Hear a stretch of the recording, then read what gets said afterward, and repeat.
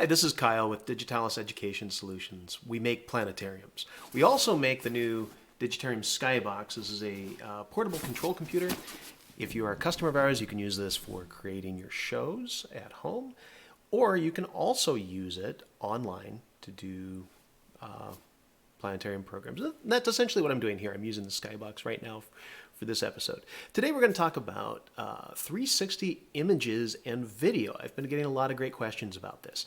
Can I add spherical VR video to a Digitarium? The answer is yes, and it's actually really easy. I'll give you a few examples. The first one here is an image I took here in Dallas. I used a spherical camera, and I cut the sky out. We'll talk about that in a different episode. Using the gamepad here, or your universal console, you can actually pan around within the image. You can even zoom in to the image here, so you can see some details. Now imagine how you can use this. You can take your audiences to habitats, locations anywhere in the world that you have access to the image. I'm going to flip it all the way upside down. You can actually see my my tripod here. And so you can look at this image in any direction that you want. If you're taking an image of a cityscape, you can actually go back at night and take an image from the same location. And that's what I did here. So we're going to speed up time. Again, I have cut the sky out, saved that image as a PNG layer, and loaded it using the landscape command. So the sun is setting, and now it's going to transition into our nighttime view of Dallas. And again, this is a spherical image, so you can look in any direction that you want. Now, of course, it's a Digitarium, so everything on here is customizable. I have the sky set. There's the moon. I've got the light pollution set for how you would see it in Dallas, which essentially means you're not going to see any stars. But of course, we can get rid of the landscape and the light pollution and show the sky the way that you would see it if there was no light pollution at all. So that's one way to do it. You can load 360 images using the landscape command. Now, what about video? Great question.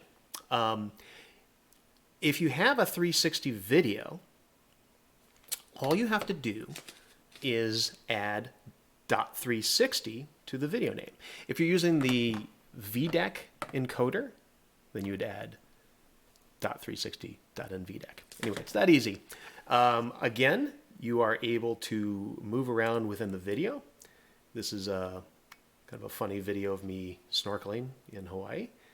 You can see some other people snorkeling around. There's some cool fish, and just like we did before, you can zoom into details. In this case, I'm using a handheld 360 camera with a water case. Very simple. All right, let's end that video.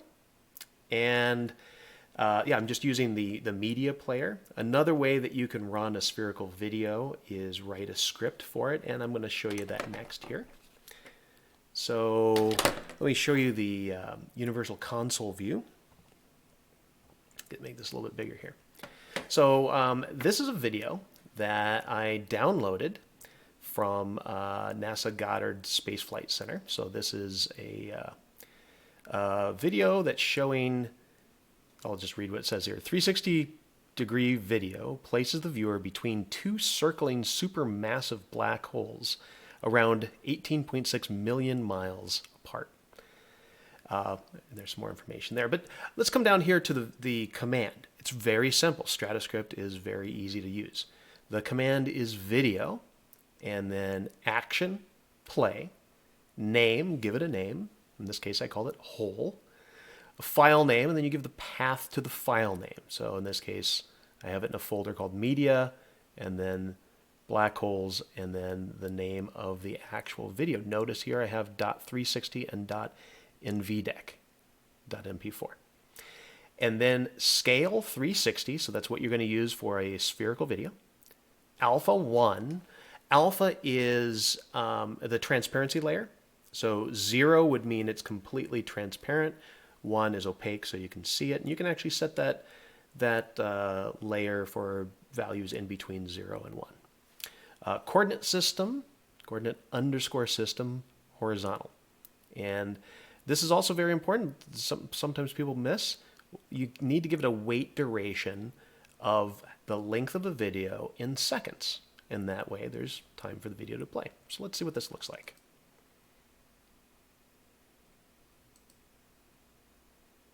All right, and change our view here a little bit. So again, this is a spherical video. Sometimes people will call it a 360 video. In this case, it's computer generated video.